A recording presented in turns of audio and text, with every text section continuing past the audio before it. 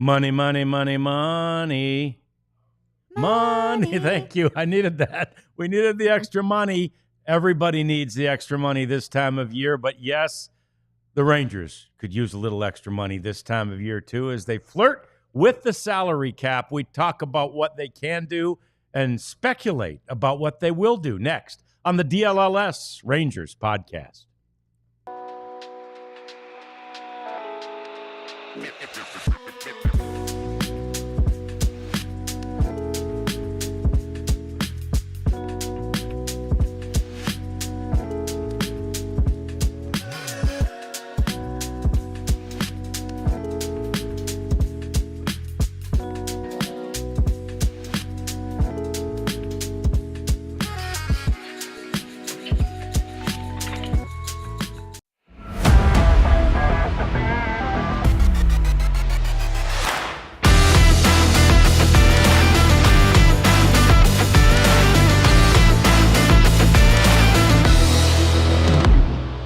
Oh, yes, there are decisions to make for all Major League Baseball teams right now. The winter meetings are behind us, but there is a lot left to do for many teams, most teams in baseball, as we welcome you into the DLLS Sports Studios, and we welcome you to the DLLS Rangers Podcast. John Radigan here, Rads with Abs, Abby Jones, and J-Dub, Jeff Wilson. Got the Prophet over there making all these beautiful graphics and giving us all the images that you see on the screen. And, of course, we've already got people in the chat. Love having you. And please continue to like, continue to subscribe, and, hey, chat with us. Let's talk, because we're diving into a topic today that is complicated, and it makes your head spin a little bit, but we're going to try to keep your head from spinning as we talk a little bit about money. We know, Jeff, that the Rangers' priority now, their necessity really, is bullpen help. And so the question becomes, how much can they spend? How much will they spend in achieving that goal and really acquiring the pieces they need that are so necessary? Well, as I've recalled, they've never spent a lot on the bullpen. Last year was kind of an exception with Robertson at 11.5. Yates was 4.5. Leclerc made a little over 6, but that was part of a pre-existing contract. So right there's $21 million. They have a lot of guys who are going to be pre-arb guys who are optionable and will be up and down. The Jacob Webb signing for 1.25, which is ridiculous, a really good value. So, you'd think that there might be a little money. And again, and I've said this too, Chris Young's lone World Series ring came from a team that had a dominant bullpen. Mm-hmm. So he knows the value. I think the Rangers saw the value both in 23 and 24. 23 when the bullpen was no good. Yep. And then last year when it was so good, and I know it didn't make an impact last year. They're still a third place team, but imagine where they would have been without those guys. Right. So, I think they have enough money to make an impactful signing, and they have to, and Chris Young, he said at the winter meetings, you love to have those guys. And it's just a handful of guys. So the market's always a little higher. So are they going to find a guy like we mentioned yesterday, like an AJ Minter? Not a lot of save opportunities, but a veteran guy who maybe is just, waiting for his chance to close. It comes to, I don't like the lefties, and he's coming off of injury. I think it was hip surgery. But whatever. There's a mountain of guys out there. Rangers are going to find a couple. I think they signed 3 more personally. Maybe one of them is like a guy they say, all right, sign a minor league deal. Wink, wink. You're going to be on the team. That's possible too. But it's still only December. Sure. So it's not like the season starts tomorrow and they need to rush out. But there will be a run on closers and on relievers. And when it starts, the Rangers definitely want to be in on it. Mm-hmm. And the bullpen was such a big piece this year because of the injuries. There were 604 innings pitched in relief. So you want to invest in, those extra guys. And we've talked about who the Rangers have at the starting rotation.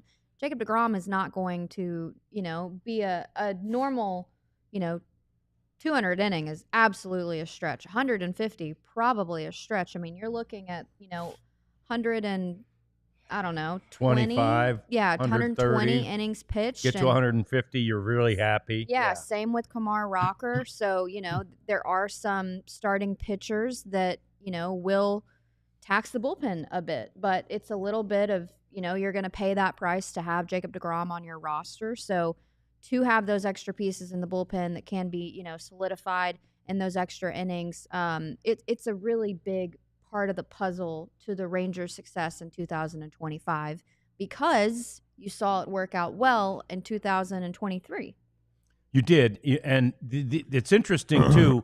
To both those points, is that the market has not been set yet on the relief pitcher side, right? Yeah. And I think the market surprised the Rangers just a little bit, but it surprised the Rangers a little bit when, the first pitcher, Kikuchi, who signed a free agent deal this offseason with the Angels, signed for over $21 million a year and got 3 years, right? That helped set the market. And then the A's, I should say, the Athletics, went ahead and made a signing, Luis Severino, and that one was even bigger. And you're like, whoa, okay, now the market is being set. More so than by, even what the Yankees did with Max Fried or anything else, right? The market was set at the low end by those guys, and that's certainly helped Nathan Eovaldi, but it's a long way of saying the market is not set yet for relievers. What's Tanner Scott going to get? Yeah, and I asked Chris Young, would you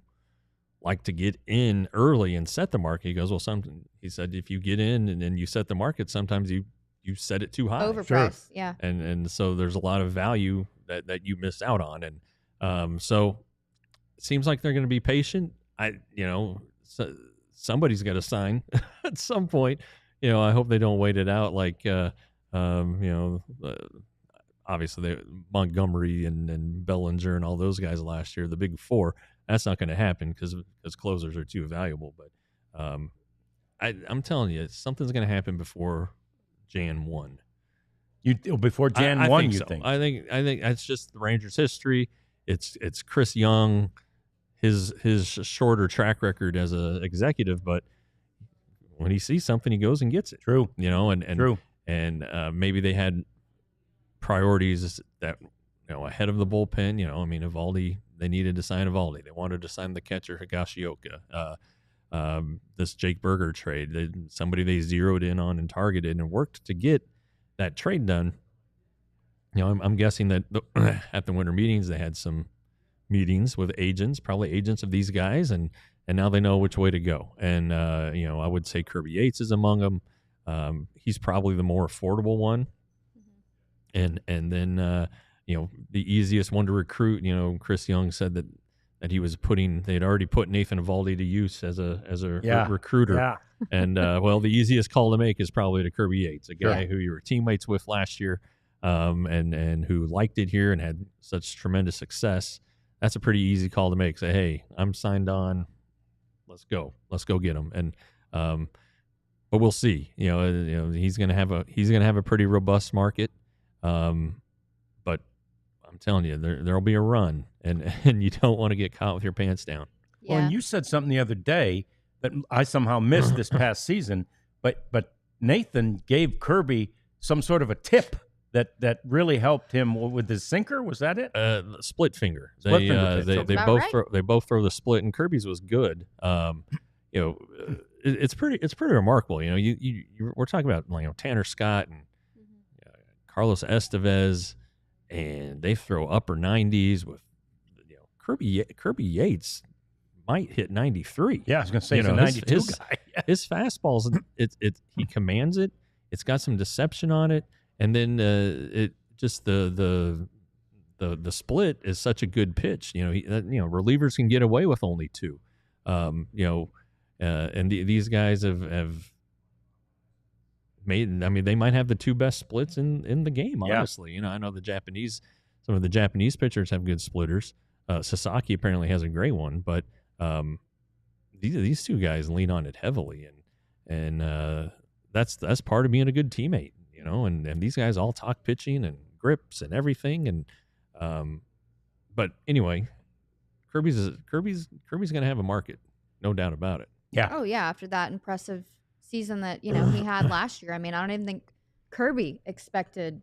No, he didn't even expect to be the closer. Right. So for him to go out and kind of put the collection of work together that he did, it's incredibly impressive.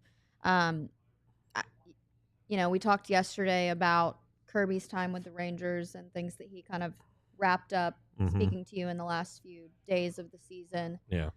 But again with Jake Berger, the tie with Miami and Skip Schumacher. I mean, there is a tie with Tanner Scott as well in Miami. So you're hoping that those personal connections, kind of nudge him a little bit more this way. Yeah, and I think it was Coop that sent me on Twitter a clip from a podcast in San Diego last year, and the podcasters after the Padres had acquired at Tanner Scott, that the podcasters got Skip Schumacher to come on the show. Yeah. And the things that he said on the show, the love that he expressed for Tanner Scott, and Coop's comment on Twitter was, I believe that this guy really wants to get Tanner Scott here too. Yeah. And I agree with Coop. I do. Well, I think that's absolutely true, right? If all things are perfect, I think they'd sign Tanner Scott right now, and market be damned, just said it. But we still have budgets to deal with. Right. But also, guess who we also just got? Guess who the Rangers also just got from the Padres? Which one? Oh, the Kyle Higashioka. Higashioka, yeah, who was there? Yeah, so there's a little connection there too, which I don't know if you guys touched on the other day, that Nathan Eovaldi has previously worked with Kyle Higashioka. And he was in the Yankees organization. Had great things to say. So, there's a lot of ties there. There's always promising. ties, aren't there? It's amazing. Yeah. I mean, it's amazing how many ties. Especially with free agency now, it's like rosters turn over so much, and every time a team comes in, it's like, oh yeah, I should go see that guy. He played here for 3 years. He's a good guy. So it's crazy. Yeah. So, but when you start talking about the money. Again, the Rangers' goal, their stated goal, is to not exceed the CBT. I keep calling it, the salary cap. It's not really. It's a CBT, and that is basically a competitive balance tax. Yes. So they're just basically trying to even things out money-wise between the haves and the have-nots. And the reality is, for so many years, the Rangers claimed, and probably in many ways were, have-nots. But they're haves now. It's a big TV market, and they've got ownership that can afford this, and they are in that group that is now paid on the luxury tax a couple of years in a row. And Chris Young has indicated we're not, we do it sort of for the right reason, right? To win. Yeah, we would do it to win. Yeah, again, and even in 23, they didn't exceed that CBT. Until the trade deadline, right? They were still trying to stay under it, even in 23. But then at the trade deadline, ownership said, it's okay. We'll go over it if we can get these guys that will help guarantee the win. And they did. And they barely went over it, and the penalty was so minuscule relative to – and it does get bigger and bigger. And so, I can understand the willingness to stay under it. You call it a salary cap. It acts as a salary cap for a lot of teams. It does. I mean, it does. There are teams that have never gone over it, teams that just now have gone over it, and they don't like it. These owners, even the Yankees, don't like it. Right. Yeah. Right. But Arnie Moreno for forever, never went over it until like maybe 22 or 23. I mean, it's and that's why the players hate it, because it is a salary cap. But in this latest CBA, they've been able to get it higher and higher and higher, and a $240 million payroll is pretty robust, pretty stout. It should get you some good players, and so it's. But if that's the threshold, do teams find a way to get creative? It's what the front office people like to say, well, we are going to have to get creative or find creative ways to do this. And, one of the creative things to do is to trade away high-priced guys Nathaniel Lowe, I don't know if he's on the docket for later. That's part of the reason why the Rangers are wondering if they should trade him out. He's going to make $10 million. What would $10 million get you? It'd probably get you a pretty good year of a pretty good reliever, you know? And so something to talk about for sure. It definitely is. It's something we'll continue to talk about throughout the course of this offseason until that market does get set and until the Rangers are able to get some more relief help, if you will. They're not done. They might still be looking at starting pitchers as well, and so there's still more on tap for this Rangers team during this offseason. We'll talk all about that. We'll also get to an amazing offseason for Adolis Garcia. That's coming up next as we continue on the DLLS Rangers podcast. But first, I'm always reluctant, in part because these are just for reading, but I'm always reluctant to wear these on TV. But I'm never reluctant to wear these. I'll wear these anywhere. I might wear these to the Christmas party here tonight. Nice. Just because I think I look cool in them. I don't know what anyone else thinks, and frankly, I don't care. Really? I like it. If I glance at myself in the rear view or see myself on TV with these on, I'm like, and you know what they are? Shady Rays. Shady Rays. Of course they are. And you should get yourself some Shady Rays too, especially if they make you feel like I'm not cool, but those make me feel cool. So anyway, you should get some. They'll make you feel good. They're polarized. They're sturdy. They're dependable. They have a warranty. You can get a pair so easily. Just go to shadyrays.com and use the code DLLS, and you get 35% off. They would also make a great Christmas gift. So shadyrays.com, code DLLS. Yesterday we were in the podcast room. Today we're back on the main stage where Empire Today has done our floors, as we've talked about. And we're 3 months into this thing, almost 4 months into this thing, and these floors still look fantastic. And you saw Kevin Gray last week knock over the light post. Yeah. And the floor survived. I don't think we had to call in a buffer or anything like that. And here's why: because Empire Today, they're great at what they do. They're experts in carpet and hardwoods and all kinds of flooring. You're not gonna get some joker that you'll find at the big box store who doesn't really know exactly what he's talking about, or could know, or she could know more. Anyway, these guys are specialists, and that's what makes it so great. It's also shop at home convenience with their virtual floor designer, everything you need. And if you use the code EmpireToday.com/DLLS, you'll get $350 off. It's like they're giving you the floors. Yeah, it's fantastic. All right, so the one thing we didn't get into in our bullpen segment, Abs, was the birthday boy. Birthday boy, Josh Sborz. He has one of the most iconic moments in Texas Rangers history. Well, it's now number one, I think. Yeah. Yeah. It's got to be. It was Feliz striking out A-Rod. Yep. Now the Josh Sborz spike. Yeah, I was going to say. I imagine he'll get a free birthday cake somewhere. Yeah, somewhere. And to have punctuated that moment with the glove spike was just, and of course it was completely organic too. Yeah. A little bit like Eric Nadel's call, right? Like Eric did not plan the call, right? It was just, it came to him. And that was the same with Josh Sborz. And you just love the organic outpouring of emotion that hits a guy, whether he's announcing the game or whether he is on the mound pitching. Fantastic stuff. And Josh Sborz is how old today? 27? 26? He's older than that. 28? Yeah, he did college. It might start with a 3. Ooh, 31. 31. Oh man. Yeah. Because he was so good for Virginia when they won the national title in the in the World Series. He was really, really good, and that was 14 maybe. He came to the Rangers in 20, I believe, on a waiver claim. Think so, yeah, or something like that. 21 maybe. Shoot, maybe I don't 21. Remember. Yeah, but anyway, he's still young. He's not healthy right now. He had surgery to get healthy. And it'll be probably June or July before we see him. But healthy Josh Sborz is good Josh Sborz. Yeah. And when in 23, when he was healthy, he was really good. And when he was hurt, he wasn't very good. But then in the postseason, he was fantastic.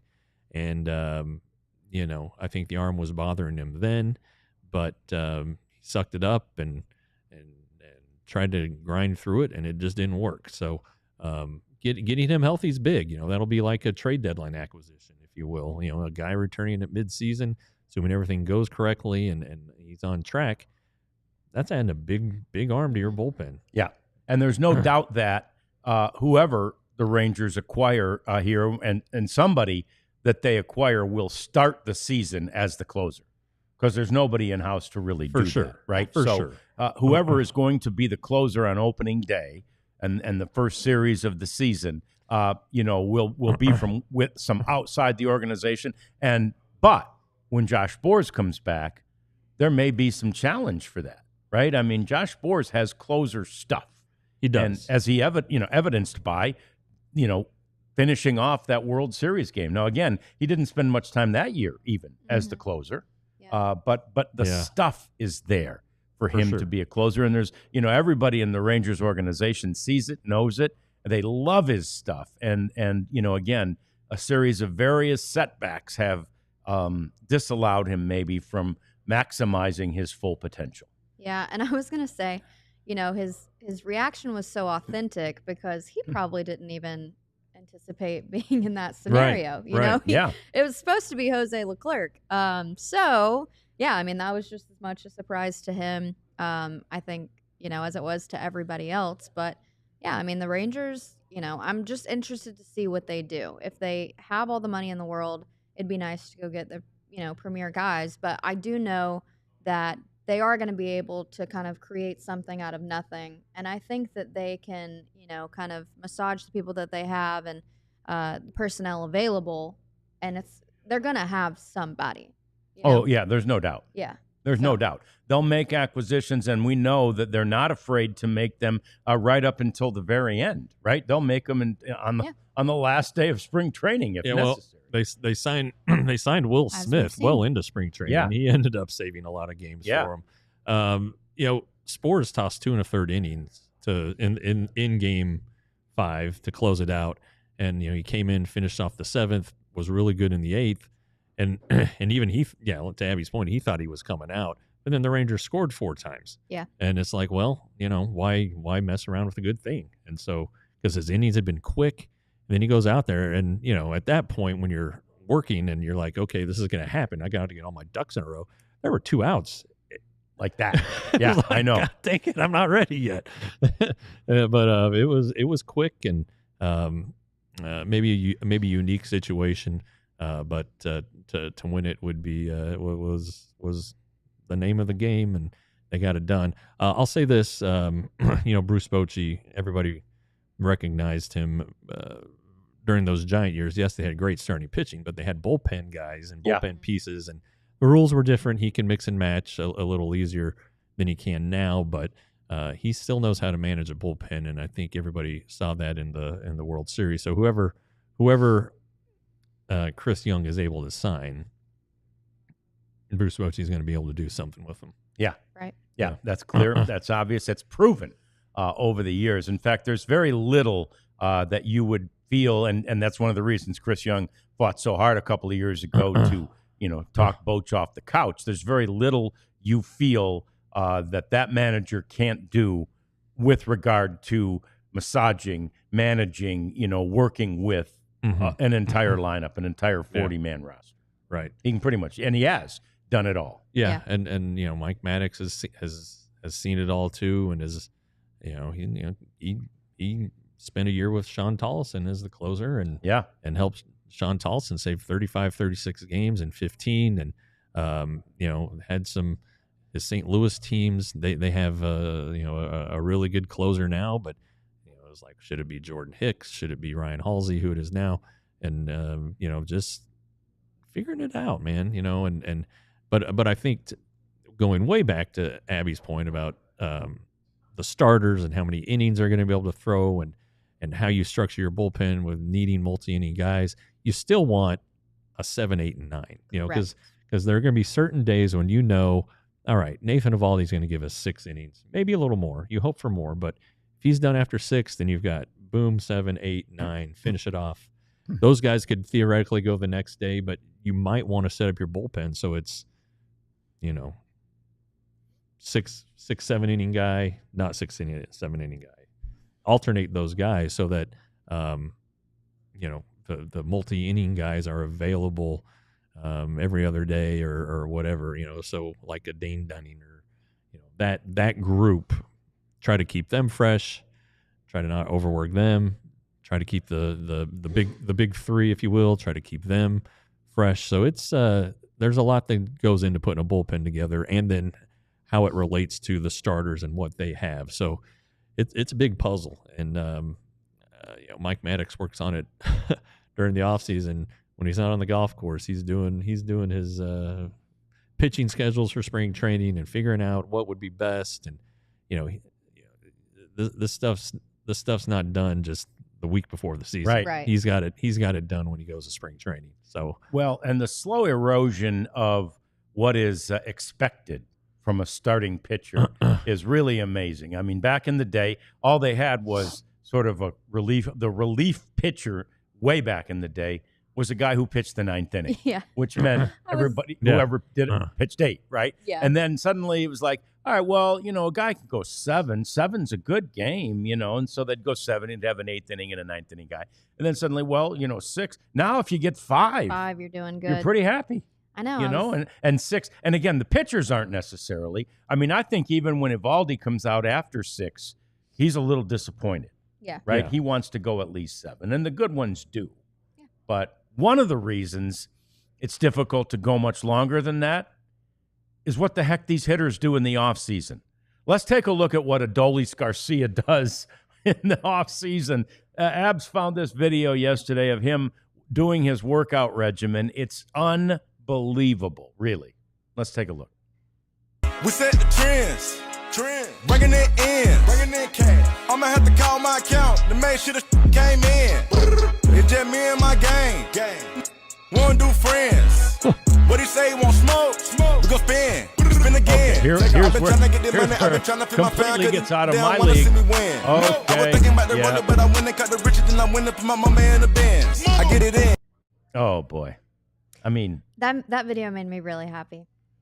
Because his range of motion is so good. He looks so fluid in the clips. He's working on flexibility. I mean, that back bend, he's 6'1" and 205. That's not easy to do. No. And Adolis Garcia, he had the knee injuries.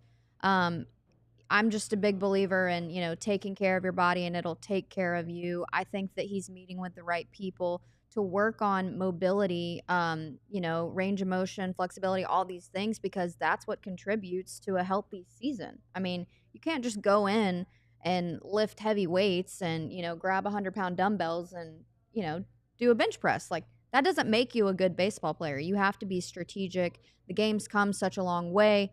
I mean, LeBron James spends $1 million a year investing in his body, and he's still playing as well as he did, maybe better sometimes than he did when he was 20. So, for Adolis to have these kind of movements, there were a lot of positive takeaways from this video. I think that his body honestly looks young, because last year he just looked so stiff.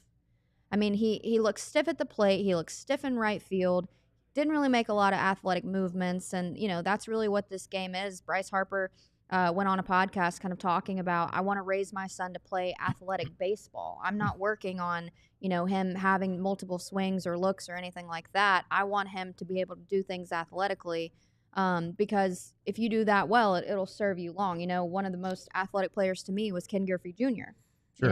And that game just kind of translated into him on the field. So, yeah, it is about being strong, and I think that helps with exit velocity and things like that, and hard hit and barrels and all of those. But at the end of the day, you've got to be able to be an athlete, move your body. And sometimes, being in the outfield especially, you have to make diving catches and you end up in a weird position. If you're not careful, that could ruin your season, So there were a lot of positive takeaways from this video for me. I think Adolis looks really, really good. I agree, and I agree with Coop, right, who just put a comment up that said, I'd like it if that swing was shorter. And look, I don't mind the long swing if you can shorten up, right? Mm-hmm. That's what the old-time hitters do. They'll pull their hands up a little bit, and they'll shorten their swing. You don't have to always have the exact same swing. And, there's no question that when a Dolly gets those arms extended, right? When he can take that long swing and he times it up just perfectly, that ball's going to be hit hard and go a long way. Well, there's a way to get there, Yes, and right. There's a way to get your arm extended where you don't have the longest swing in the American League. That's right. That's right, and we'll continue to discuss that, and we'll get to our now pitching segment coming up, and we'll also have some cleanup to do here as we continue with the DLLS Rangers podcast. But first, the old Rugged Road cooler sitting right next to me here. It's a fantastic cooler. It is, you see it right there on the screen. It is good looking. The thing I'm most always impressed with is all of the hardware on this thing. It's got rope handles, but the clasp there that you see on the front, it's just super easy to utilize. It'll lock that thing down. In fact, it locks that lid down so well, it'll keep things cold in there for you. Keep your ice in there for 7 days. So you can use the whole thing for your beers and your cold drinks, or you can split it up with the partitions that come with the cooler and have colder things on one side. Put the partition in, the water won't leak through, and you have the potato salad or the lunch meat on the other side. So that makes it just a no-brainer for guys like Jeff and others who take it to the field to watch Little League games. Go to ruggedroad.com and use that promo code DLLS for 10% off a Rugged Road cooler. Well, fellas, we're in that weird time of college football. Okay. We've got, we're done with the regular season, and now we're waiting on the big games. Yeah, and we don't know what the heck this playoff thing is really going to look like yet. You're telling me. Yeah. I mean, it's the first time Alabama's really not in, college football playoffs. Legit. They're in maybe like the Pop-Tart Bowl or whatever. Anyway, celebrate the college football season with Saturday Neon. I love a neon sign. I think it's a fun piece of decor. It gives a fun little vibe, and it's a really good Christmas gift as well. Not too bad on breaking the bank. But we need to get one for Jeff's TCU show. Yeah. On Wednesdays, light that thing up. But go to Saturday Neon, our new partners. You can get 10% off of your order using code DLLS. Give it as a Christmas gift. Light up somebody's Saturday with a Saturday Neon. Love it. Love everything about it. Which, by the way, the Pop-Tart Bowl, the trophy, you can actually toast Pop-Tarts in it. Did you know? You can toast the Pop-Tarts in the trophy? Yes. Is it electric? Cool? I have to plug it in first?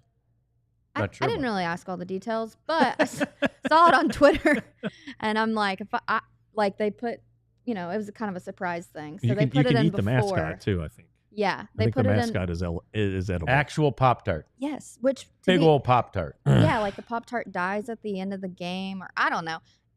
To be honest, I would want to play in that at least once. I know it's kind of the lower, but anyway. Just gonna say this out loud: Pop-Tart. You don't like them? Overrated. Stop it. Yeah. No, I'm serious. Oh my gosh, I love Pop-Tarts. I got everybody's attention on that one. I'm just saying. Yeah, Pop-Tarts You've is overrated. You've clearly not had the cherry toasted strawberry. Oh my gosh, that makes me sad overrated. for you. Trash. Yeah, overrated. I don't want them.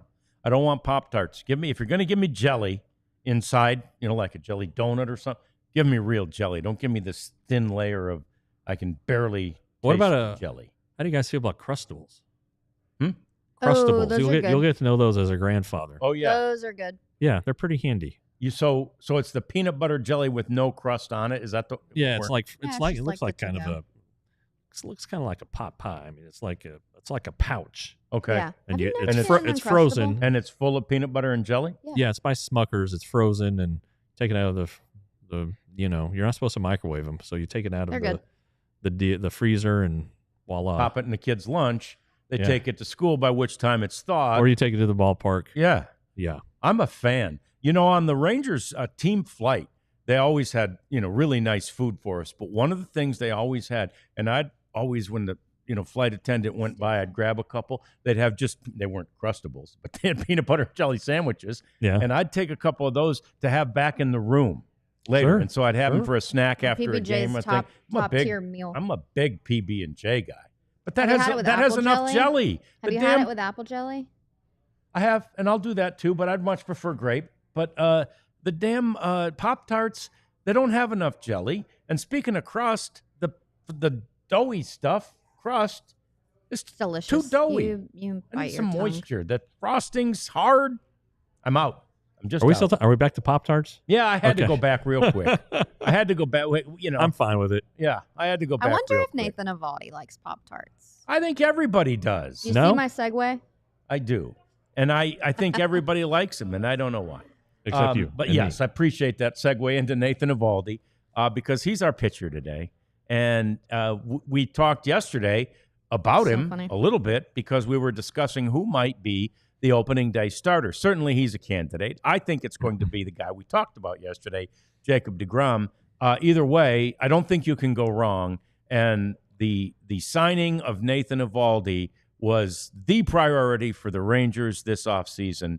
And so to have accomplished your priority not only makes you feel good as an organization, but it allows everybody in the fan base to breathe a sigh of relief. Right? Yeah. And Right. I think that Nathan Avaldi, so he was the starting pitcher, opening day starter. And then he also closed out the final game of 2024. And I think for the season to begin with Nathan Avaldi and end with Nathan Avaldi was incredibly fitting because he was the most reliable, durable pitcher for the Rangers. He led the pitching staff in wins with 12 innings, 170 strikeouts, 166, quality starts 16, and ultra quality starts. Ultra 9. quality starts. What are all do we have? Ultra Do we know? quality, it's like it's Is that 7 innings? It's 7 innings or more, 2 earned runs or less. And to me, that just think about back in the day, how many ultra quality starts were there? That was the- that was- UQS. Yeah, that was like the standard. I'll So tell you what. When I worked for years with Steve Busby, and I'd bring up a quality start again, Buzz didn't come out of a game unless they made him until his arm fell Arm out. fell Yeah, off. until his literally, yeah. And I'd mentioned quality starts and Buzz quality starts. Yeah. It's not a fan, not a fan at all. But I mean, it is like kind of silly because that's really how baseball used to be played. Yeah, I'm gonna have to call Buzz and tell him. I miss Buzz. There's Now a, there's there's an- a ultra now there's an ultra quality. Buzz start, is start. great. which also used to be just the standard. Yeah. Maybe not the 2 earned runs or less, but that did tie 4th in the American League and then 7th in Major League. So Evo was the guy through and through. And, I was kind of thinking about, I am excited to see Nathan Avaldi even evolve, play on words, Mhm. because he had to be the number 1 guy for the Rangers last year. Now the number 1 guy is back, hopefully full season and healthy. But, Nathan Avaldi's totally fine with being number 2. But, I think playing that role of number 1 for so long, he's going to be a better number 2 guy because of it. No question. And Jeff, what were the exact circumstances of him pitching the last game? He went to them, right? Or how'd that- He started he started on Tuesday. He opened the road trip, yeah. and everyone's like, well, that's probably his last start of the year. Yeah. He's like, nope. Yeah. My day to pitch is Sunday, and I am pitching Sunday. Yeah. And they're Yeah. like, what's the last game of the year? There's nothing at stake. Yeah, Doesn't matter. He pitched, and so Yeah. that tells you the I love competitor that he Yeah. is, the professional that he is, and that's the character element that Chris Young likes. It's the teammate thing that they love, and that's what really I thought he would get about 69 to 72 million, so he gets 75. All right, that's worth $5 million. Yeah. Sure. At least, and anyway. Evaldi threw 170 and 2/3 innings last year, missed 3 starts basically. So he probably would have been, around 190. Yeah. Mm-hmm. Only 21 pitchers in the majors threw 180 innings last year, which It's amazing. is mind-boggling. Yeah. 4 above Amazing 200, is the word. and so this is when you're short on innings, you got Nathan Evaldi. If he's remotely healthy, he's going to give you a bunch of innings. So this is, he fills a need on so many levels. And we talked if he would start opening day last year. I don't know, but he'll be willing to pitch when it's his turn, by God. And assuming his body lets him do it, he'll be there. And you talk about helping the fan base out. Their lasting image of Nathan Eovaldi is 5-0 in the 2023 postseason, right? And somehow not allowing a run in Game 5 at Arizona. Those 6 innings, they had the bases loaded in the first inning. They had runners on base, I think, all but 1 inning, and it was just amazing how he wiggled out of it and kept the Rangers were being no hit. Right, and the Rangers were being no hit. Were being no hit. Just give them a chance. Give. Sometimes that's all you need from your starting pitcher is to keep it close until the offense can get rolling, and that's exactly what happened. Do we think now? I don't want to say that there was like pressure on Nathan Eovaldi because I don't think he looked at it as that way. But now that there is the number 1 guy, do you even see this being a better year for Nathan Eovaldi because of the relief that like DeGrom offers? Yeah, you take some pressure off. Also, these guys are big believers and they really do compete with each other. So it raises what he wants to do. He doesn't. They're when Jacob DeGrom's healthy, there's nobody like him, and Nathan Eovaldi knows that. But he can pitch within a half a run ERA of him or something like that. He can be really, really good. I mean, and man, it's just kind of a, this is what it was supposed to be in 23. Evo right. and DeGrom, or DeGrom and Eovaldi, and that's the way it's supposed to be. And it lasted 6 starts, and then Eovaldi got hurt right out of the All-Star break. So if those, let's say the combined, they make 55 starts. Let's say they make 50 starts combined. Take it. It's pretty good. Yeah, no doubt. It would be fantastic. And think about what that 2023 season would have been like if Jacob DeGrom hadn't gotten hurt 6 games in and Nathan Eovaldi hadn't gotten hurt. I mean, they were dominant, basically through the first half of the season with those things happening. So it's really exciting to think about. And granted, they're each a couple of years older, but it's exciting to think about what the possibilities are in 2025. There's still obviously some work to be done, and Nathan Eovaldi is not only not afraid to do the work, but it just seems like his approach is so measured, right? Mm-hmm. And I think that's one of the reasons he's such a good teacher to these younger guys. And we've talked about that a lot on the show. We talked to him about it just the other day when he signed, and he just loves that. He just really enjoys analyzing a guy's bullpen session and then helping him out, and which ultimately probably leads him into some sort of a coaching role. But what a great guy to have in that regard. I haven't asked him personally, but I'm looking forward to when we get to talk to him again, like his mindset, because I would imagine it's along the lines of like a 1% better method. Hey, I'm not the best guy in Major League Baseball. I know that. I'm not the best guy on our team if Jacob DeGrom's healthy and playing. I know that.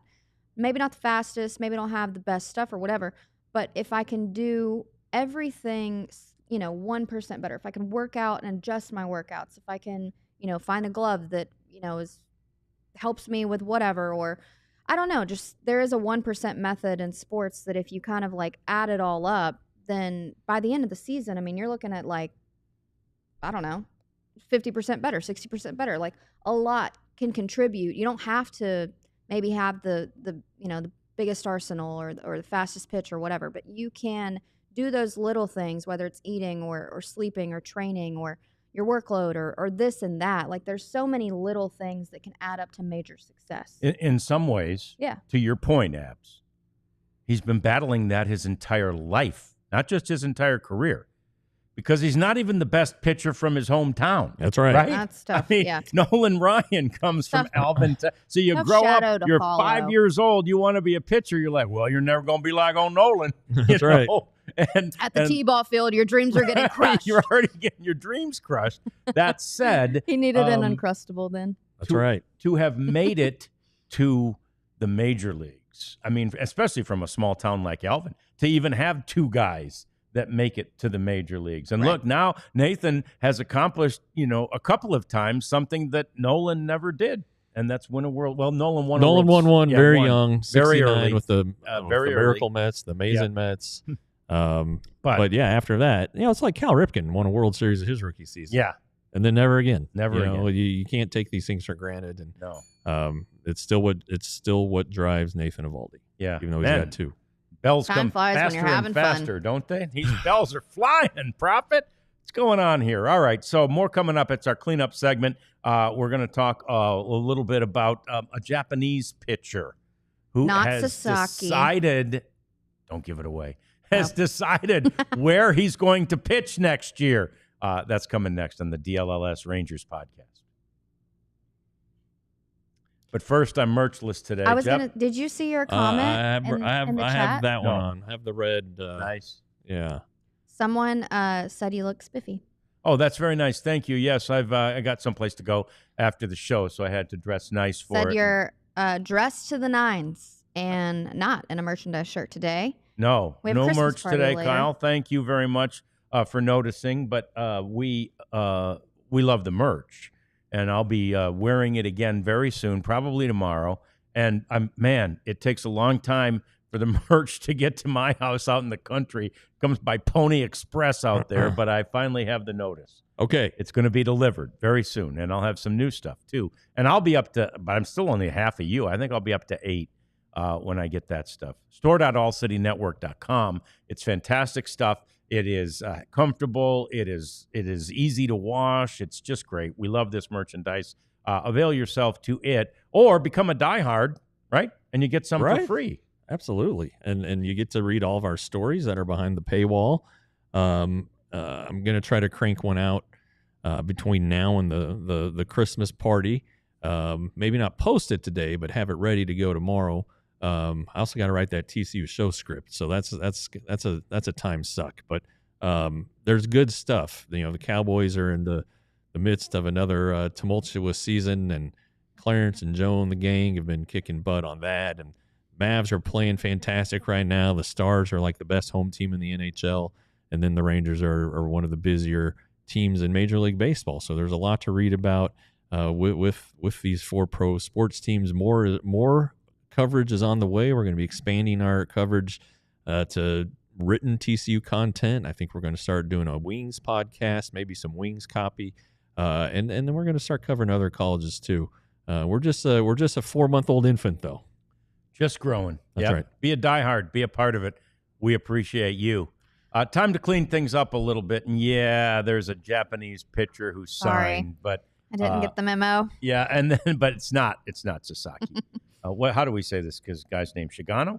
Tomo Sagano. Sagano. Okay. Yeah. So he's signed with the Orioles. 35-year-old guy. Yeah. And Abs, you've done some looking into his past, and I know Jeff, you're familiar too with this guy. Yeah, he signed a 1-year, $13 million deal. That's a low ball in the pitching market. But he spent all of his 12 years of his pro career in Japan. The Giants, I'm going to call them. Jeff, do you know the full pronunciation? Tokyo Giants. The Yamayuri. Oh, the Yamayuri. Reds. Oh, Yamayuri. He's out Yeah. Tokyo. All right. Yes. So he has won the equivalent of 2 Cy Youngs over there, 3 Central League MVPs in that season. Of the MVP case, he had a 1.6 ERA, 111 strikeouts, 156 innings pitched, all in 24 starts. Yeah, he's fantastic. Pretty nasty. He was posted, I want to say 3 or 4 years ago, and did not find a contract to his liking, so he went back to Japan. I believe he was the highest paid player in Japan. And if he isn't currently, he has been in the recent past. But yeah, he went 15-3 with a 1.67 ERA this year. Yeah. Wow. I mean, the guy can pitch. He's not like he used to be. I mean, he's 35 and Sure. throwing a lot of innings. Terrific off-speed stuff. That's the thing that great command. First of all, doesn't walk a ton of guys, but he can pitch. Yeah. And I think he's going to be a really good signing for the Orioles. I really do. And it's interesting, do the I don't think this signing would take them out of the race for Corbin Mm-hmm. Burns, but it might indicate a direction they're headed. You know, they have a new owner, the Orioles, and you would think that there would be an infusion of money, and they have two of the biggest free agents. You know, Santander and Burns. Those are guys. You know, Santander I think hit 40 homers, or 40, a little over 40. That's a big hole to replace in the lineup. And then Burns, of course, they got him for 1 year, kind of their all in. Let's go for it. They traded some really good prospects for the Brewers. So I would think that they would have a say in that. Of course, now if you're a right-handed pitcher, any pitcher, they've moved in the fences. So maybe you don't want to pitch there anymore. I don't know, because left field's not the canyon it had been the last couple seasons. So I'm interested in following this one. This is a pretty good guy in Japan. One of the best pitchers in Japanese history. Yeah. Yeah. Isn't that amazing? And he's still going to pitch here. And you know, that it definitely helps the Orioles, although they could still help themselves by signing their own free agent, but it doesn't look like that's going to happen. But because, you know, it is the first year under David Rubenstein, they've spent $71 million in free agency Last offseason? This. So far. Yeah, because they have outfielder Tyler O'Neill, catcher Gary Sanchez, and then this new guy. So, I mean, does that take them out of the Corbin Burns conversation? I don't know. I mean, what came? I mean, if Burns money and Santander coming off the books, you know, I don't know. They're going to get. They have some bullpen issues. That was their glaring weakness last year with. Was it Batista who had to have the Tommy John surgery, and so they're trying to fix that. That'll fix itself, you'd think. I don't know where they are in the pre-arb stuff, you know, because they have two amazing young players, in Rushman and Gunnar Henderson. So they have some pretty big future commitments to make. But geez, I just think that. New ownership, you want to keep this train going. Yeah. This team is built to contend for several years. So supplement that with the best free agent pitcher out there. You know, your own guy. If you're gonna spend that kind of money on a baseball team, go ahead and spend a little more. Yeah. And don't they have like one or two of the best 5 prospects in the game right now too? Still, yeah, they're still waiting. And I think Jackson Holiday graduated from prospect status, but right. You know he's a stud in the making, and you know they had the rookie of the year, you know, in not a great rookie class. They have a great catcher who's on his way, another catcher who's on his way, third baseman who's on his way. So they're have a lot of pieces in very good shape in the farm system. So maybe that means they trade for somebody. I don't know. Yeah. Well, anyway, we know this. They have signed Sagano, and that's so right. Yeah. They're doing what they can to make that thing better and trying to get over that massive playoff hump known as the Rangers. At least it was in 2023. They couldn't do anything against the Rangers that year. So elsewhere, the Yankees, you know, we know what they did. They already signed Max Fried, but they lost out on Soto, which meant they had a lot of money to spend, and they're sort of apparently still in on everybody, right? I mean, anybody who's anybody out there. I mean, again, they lost out on Kyle Tucker because they couldn't make that trade, but we heard them associated with him. We hear them associated with Bregman. We hear them associated with Pete Alonso, and we certainly hear them associated with a Cubs team that's now willing to, seemingly willing, more willing than ever, to trade Cody Bellinger, because with the signing or the trade for Kyle Tucker, they don't have a spot for Bellinger, right? I think they want to make that move, and the word I see here is that it's just about what they want back, and that's a hard part of a trade. They can't demand as much as they could have from the Yankees, but you know. It's always a matter of coming to terms with that type of stuff in a trade. Yeah, I think if you have a really good player like Cody Bellinger, don't you find a spot for him? I mean, would. You know, I know he didn't have a great year, and really, since he won the MVP, he hasn't been a great player. You know, and okay, that's fine. But man, you know, if you believed in him last year, there's a lot of value there potentially. But I don't know, why can't you find a spot for him? But he can play first base. That's another thing that maybe some people forget about Cody Bellinger. He's a hell of a first baseman. So, you know, that he could fill the outfield need for the Yankees. He could fill the first base need for the Yankees. Of course, the latest buzz is, you know, that's got Rangers fans all fired up, is that the Yankees might want Nathaniel Lowe. Right. All right. Well, okay. You know, go ahead. Yeah. What are you offering? Yeah. You know, the Yankees, you know, still have a good farm system. You know, and Nathaniel Lowe's not going to get a top prospect. But who could he get? You know, maybe he could get a reliever. Maybe the signing of Max Fried gave the Yankees enough depth to feel comfortable trading from the rotation depth. Now, if the Rangers aren't really looking for a starting pitcher, that kind of squashes that. But there are ways to get a deal done, and you know, it wouldn't surprise me. You know, the Rangers are always trying to supplement their farm system. I'm sure they could use a couple prospects, but they're looking for salary relief is what they're looking for. And at $10 million, honestly, you know, the Yankees could eat that no problem. Yeah. So, Sleep. Oh yeah, especially when they were poised. Probably what the bat boy makes there. They were uncomfortable at 760, but they were poised. That's right. To spend it. So I think they've got some money to spend, no doubt about that. So what the hell's going on with Sasaki, right? Where they finally gets posted. You talked to his agent, or part of a group that talked to the agent last week, and we figured, okay, now winter meetings are over. They're going to get after it, and there's still apparently no visits and nothing on tap. Well, the last I had heard, and this is during the winter meetings, he was on his way to the United States, or would soon be arriving in the United States. Coming by boat, for God's sake? Maybe. I mean, holy moly. But you know, it's a you know, there is a dead period right now. He's into the. It's but past, he's allowed to talk to teams. He is allowed during to. the He's dead allowed period. to talk. Yeah. You know, it's after December 15th. So December 15th, January 15th, he cannot sign. He can talk.